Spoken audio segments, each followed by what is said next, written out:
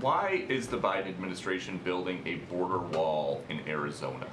So we're not finishing the wall.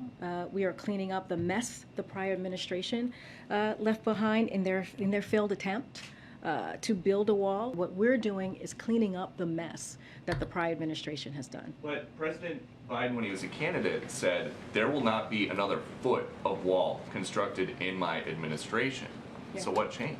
We are not finishing the wall. If walls work in that part of Arizona, is this the administration trying to get migrants to cross somewhere else, like in Texas? What is the plan?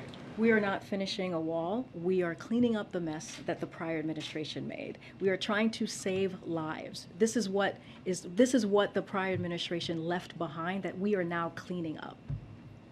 By finishing the wall, is this? We are not finishing the wall. By filling in, finishing? We are not finishing the wall. By filling in, is this racist? Because in 2019, when the former guy was proposing a wall, you said that it was his racist wall. So how is this any different? I'm just having a hard time understanding how this is any different. I'm not even sure how you get to your first question to this question that you just asked me. I will say this: a border wall. I'm answering your question. A border wall is ineffective use of taxpayer dollars, so it's ineffective of taxpayer dollars. We are not finishing a wall. We are cleaning up the mess that the last administration made. Okay. Just off topic a little bit, what's the difference between Texas busing migrants to D.C. and the federal government flying migrants to, say, New York in the middle of the night in other cities? It's very different because we're not doing it as using migrants as a political pawn. Okay.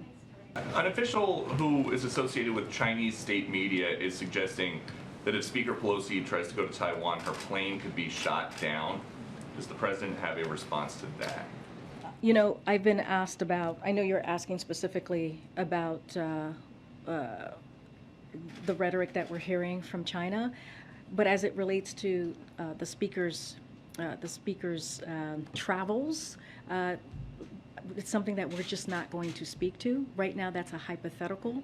Can you give us a sense of how soon you anticipate him having an event away from the White House, maybe taking a day trip or? As you know, I think someone asked me this question yesterday about when is he going to get out there. And if you know Joe Biden, if you have followed this president, and I know you have, Darlene, for many, many years. So as soon as we have something to share with on his schedule, we will surely be able to do, we'll surely be doing that, so you guys all know when he's going back out, which he's excited to do, looking forward to do. Go ahead. Thanks. Democratic Congressman Dean Phillips today said he doesn't believe that President Biden should run again in 2024. He says he believes, quote, most of his colleagues feel the same way, and that it's time for a generational change. Generational change is something we've heard President Biden himself talk about in the Democratic Party. So does the White House have any response to the congressman? Look, I'm going to stay where I am, what I said earlier to your other colleague, which is the president intends to run in 2024. We are ways away from 2024. We are going to continue to focus. 2024 is so far away.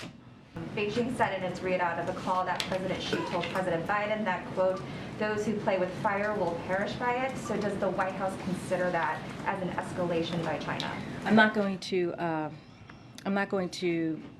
speak to that statement, that comment that you just read out, but let me give you a little bit of what was discussed and a little bit of the call, some specifics. I'll say this: they had a very direct conversation, and that they've known each other for some time. President Biden has known President Xi for about 4 decades.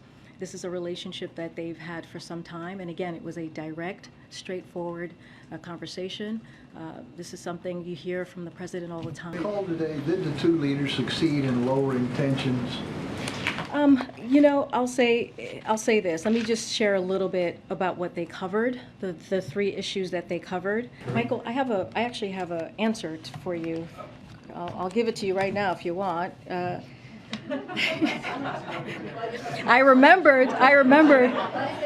Well, Now let's see. Well, no, he asked me a question a couple days ago, and I was like, I gotta get that question. I answered to him. So you had asked earlier about federal efforts to protect communities impacted by extreme heat, and we are deploying more than $7 million throughout this summer to Oregon and Washington to help lower cooling costs for low-income households, open cooling centers, and buy, distribute, or loan efficient air conditioning equipment.